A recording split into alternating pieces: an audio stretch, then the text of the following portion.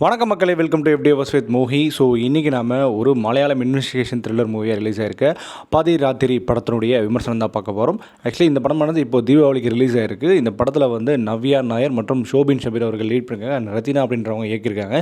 So இந்த படம் எந்த அளவுக்கு ஒர்க் அவுட் ஆயிருக்கா இல்லைன்றது நம்ம டீட்டெயிலாக ரிவ்யூவில் பார்க்க போகிறோம். ஸோ ரிவ்யூக்கு போகிறதுக்கு முன்னாடி இந்த ரிவ்யூ உங்களுக்கு பிடிச்சிருந்தா மறக்காமல் லைக் பண்ணுங்கள், கமெண்ட் பண்ணுங்கள், ஷேர் பண்ணுங்கள், சேனலில் சப்ஸ்கிரைப் பண்ண மறந்துடாதீங்க. ஸோ வாங்க நம்ம ரிவ்யூக்கு போகலாம். ஆதி ராத்திரி இந்த படத்துடைய கதை சுருக்கம் என்ன அப்படின்னு கேட்டிங்கன்னா, நவ்யா நாயர் மற்றும் ஷோபின் ஷபீர் இவங்க ரெண்டு பேரும் ஒரு போலீஸ் ஸ்டேஷன் இருக்காங்க.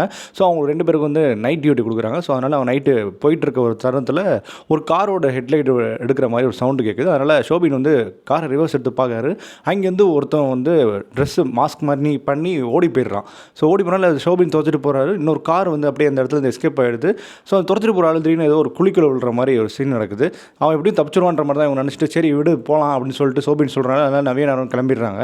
ஆனால் அதுக்கப்புறம் அது காலையில் நியூஸ் வருது. அந்த இடத்துல வந்து மண் திட்டு வந்து மேலே போட்டிருக்காங்க. அதுக்கப்புறம் வந்து பார்த்தா அந்த இடத்துல வந்து அந்த ஒரு நபர் வந்து இறந்தே கிடக்குறாரு.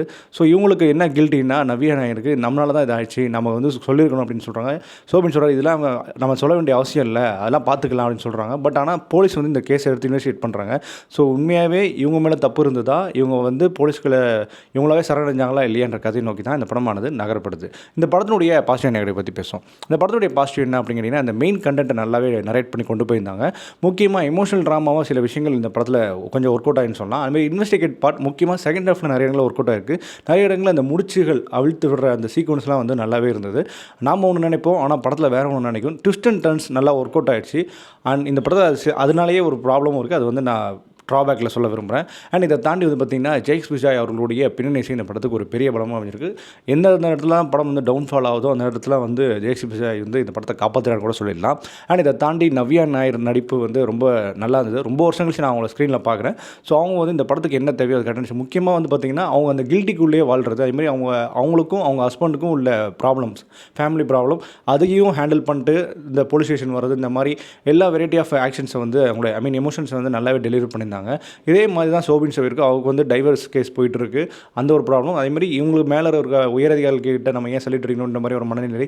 முக்கியமாக வந்து ஒரு ஆண் கர்வம் உள்ள ஒரு மனுஷன். ஸோ அதில் எல்லாத்தையும் கரெக்டாக ரெப்ரஸன்டேட்டிவாக நல்லாவே நடிச்சிருந்தாரு தான் சொல்லணும். இவங்க ரெண்டு பேத்துக்குள்ளேயுமே வந்து ஒரு மாதிரியான ஒரு கெமிஸ்ட்ரி நல்லா ஒர்க் அவுட் ஆகிருந்தது. அது படத்தில் நல்லாவே வந்தது தான் சொல்லுவேன். அதேமாதிரி இந்த படத்தில் வந்து மற்ற நடிகர்கள் அச்சுத் குமார் நல்லா நடிச்சிருந்தார். பட் அச்சுத் குமார் ஏன்ற மாதிரி எனக்கு ஒரு கொஸ்டின் இருந்தது. அதையும் நான் டீட்டெயிலாக சொல்ல மாட்டேன். ஆன் அகஸ்டின் நடிச்சிருக்காங்க.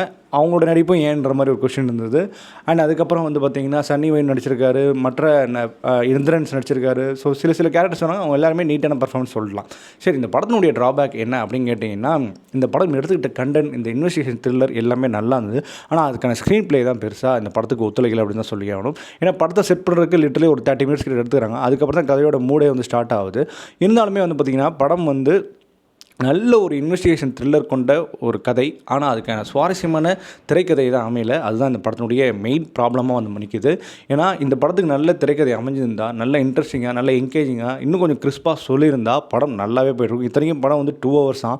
ஆனால் வந்து 2.5 hours படம் பார்க்குற மாதிரி ஃபீல் கொடுத்தது. ஏன்னா அந்தளவுக்கு படம் நிறையா ஸ்லோ பேஸில் இருந்தது.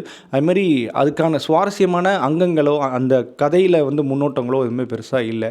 அதுதான் இந்த படத்தினுடைய வீக்காக இருக்கும். அட் த சேம் டைம் வந்து இந்த படத்தில் காஸ்டிங் அப்படின்ற ஒரு விஷயமே படத்தோட ப்ராப்ளமேட்டிக்காக அமையுது. ஏன்னா அச்சுத் குமார்ன்றது ஒரு கன்னட நடிகர். அவர் இந்த படத்தில் கூட்டு வரும்போது நம்மளுக்கு தெரியும் இவர் ஏன் இப்படி இந்த கேரக்டருக்கு வராரு அப்படின்ற மாதிரி. ஏன்னா அஜித் குமாருக்கு முன்னாடி நான் பண்ண படங்கள் எல்லாமே அப்படி. ஸோ அவர் இங்கே கொண்டு வரும்போதே நம்மளுக்கு வந்து நம்மளால் ஐடென்டிஃபை பண்ணலாம், இவர் இதுக்கு தான் நான் அப்படின்ற மாதிரி. அதை தாண்டி ஆன் அகஸ்டின் ஒருத்தவங்க இருக்காங்க இந்த படத்தில். அவங்க ஒரு லேடி கேரக்டர். அவங்க வந்து கணவனை இழந்த ஒரு கேரக்டர். ஆனால் அவங்கள்ட்ட வந்து எந்த ஒரு எமோஷனும் பார்க்க முடியல. அவங்க வந்து சிரித்தாலும் அழுதாலும் எல்லா இடத்துக்கும் ஒரே ரியாக்ஷன் தான் கொடுக்குறாங்க. பெருசாக அவங்க சைட்லேருந்து ரியாக்ஷன் வரவே இல்லை. ஸோ அட்லீஸ்ட் அவங்க வந்து ஃபேக்காக வச்சு அதில் பண்ணணும். அந்த கேரக்டர் வந்து கொஞ்சம் ஒரு சில நேரத்தில் வந்து ஃபேக்காக பண்ணணும். பட் அதுக்கு எந்த ஒரு எமோஷனும் அவங்க டெலிவர் பண்ணல. அதுவே இந்த படத்தினுடைய முக்கியமான ட்ராபேக்கும் மாறிடுது. என்னடா இது ஜடம் மாதிரி இருக்கே அப்படின்ற மாதிரி ஃபீல் கொடுக்க செய்யுது. அப்புறம் வந்து ஒரு சில கேரக்டர்ஸ்லாம் வந்து எழுதப்பட்ட விதம் இன்னுமே நல்லா எழுதிருக்கலாம். அவங்களுக்கான கேரக்டர் பெருசாக இன்னும் கொஞ்சம் ட்ரை பண்ணி கொண்டு போயிருக்கலாம். அதுமாதிரி படத்தில் சின்ன சின்ன சிசிடிவி காட்சிகள் காட்டுறாங்க, இன்வெஸ்டிகேட் காட்சிகள் காட்டுறாங்க. அது எதுவுமே பெருசாக இன்னும் கொஞ்சம் சுவாரஸ்யப்படுத்தலையான்னு தோணுது. அதாவது கண்டென்ட் நல்லா இருக்குது, ஆனால் அதுக்கான ஸ்க்ரீன் பிளே நல்லா சிம்பிளாக சொல்லணும்னா. ஸோ மொத்தத்தில் இந்த படத்தை பார்க்கலாமா வேணாமா, இல்லை கண்டிப்பாக பார்த்தே திருணுமா அப்படின்னு கேட்டிங்கன்னா, என்னை பொறுத்த வரைக்கும் ஒரு டீசெண்டான வாட்ச், ஒரு ஓகேஸ் ரகமான படம். ஆக்சுவலி நல்லா வந்திருக்கு வேண்டிய படம், ஆனால் ஓகேஸ் ரகமாக வந்திருக்கு. மேபி இந்த படம் வந்து ஓடிடியில் உட்காரதுக்கான நிறைய சான்சஸ் இருக்குது. ஸோ இந்த படத்துக்கு நம்ம கொடுக்கக்கூடிய ரேட்டிங் என்ன அப்படி கேட்டிங்கன்னா 5க்கு 2.75. ஸோ இந்த மாதிரியான மூவி ரிவ்யூஸ் அண்ட் ரெக்கமெண்டேஷன் நம்ம சேனல் தொடர்ந்து ஃபாலோ பண்ணுங்க. Stay with me FD Buzz with மோகி.